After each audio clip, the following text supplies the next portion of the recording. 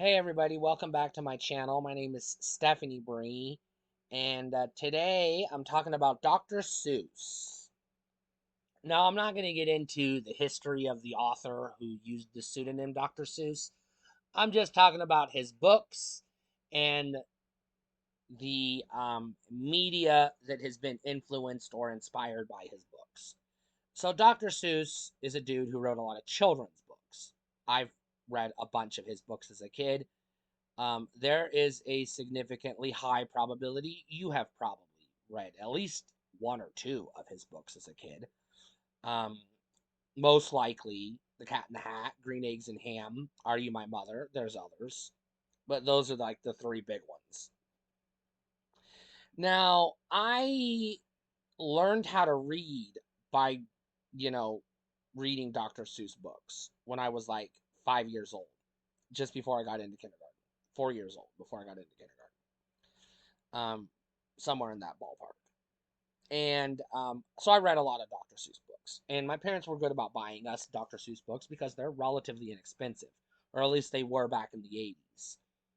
Um, when I was a kid. Not as much anymore because they're kind of collector's items now, but they're still bestsellers, so they're still in print, so you can still get them. You're just not going to get the same ones I got as a kid, you know. But it is what it is. Now some Dr. Seuss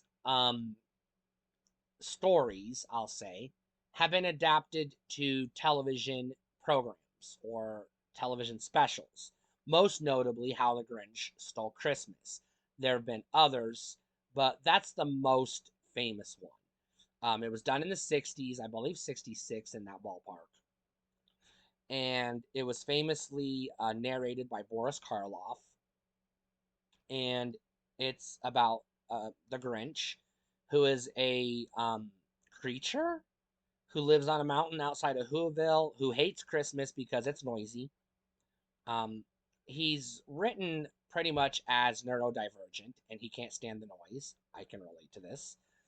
And he just wants peace and quiet. So what does he do? He goes to Whoville and just steals all their Christmas presents and decorations and all the noisemakers and everything that causes him anxiety. And the Who's still show up and rattle his brain on Christmas Day because, they don't need presents and decorations and whatnot. They're going to celebrate Christmas without him, which gives him a change of heart. And, there's a lesson, I guess, in there, but it's kind of wonky. Um, there have been other stories adapted to television specials, animated specials, but there have been a handful of them that have also been adapted to live action movies, theatrically released live action movies. There's three that I know of. Horton Hears a Who, which you can do without. You don't need to waste your time on that.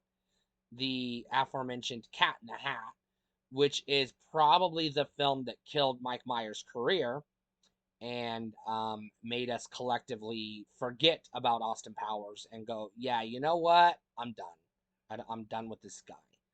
And then there was the Jim Carrey How the Grinch Stole Christmas, which came out, I believe, in the early 2000s or late 90s. It was probably 2000 in that ballpark, 99, 2000, 2001, somewhere in there, which was kind of perceived as a return to form for Jim Carrey after doing the Truman Show, even though he had only really done one movie, the Truman Show, that was out of character for him because everything else he did around that time, The Cable Guy, Liar Liar, Me, Myself, and Irene, were standard Jim Carrey fares. So there was like this notion, this belief that it's Jim Carrey getting back to Jim Carrey when really he had only done The Truman Show.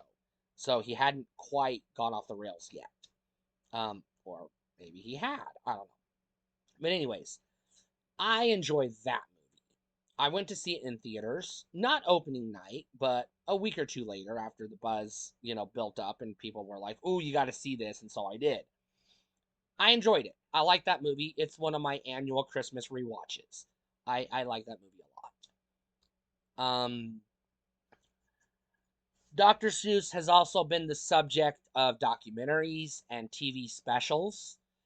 Some are questionable, others are okay, and the rest are forgettable. So Dr. Seuss is kind of weird because we know a lot about him. I mean, it's documented his life and everything, but most people don't really look into him. They're just like they just read the books and they know his name. So they don't actually look at the man, which I'm not even going to do myself because even though I have in the past, I've pretty much swept it under the rug and moved on because I'm just here for the books. I don't care about the man. So we're not talking about him, what he was like, or anything like that. We're just talking about the books, and the books are good, by and large. I mean, he wrote so goddamn many books. Um, like I said, the best ones are like Hop on Pop is a good one.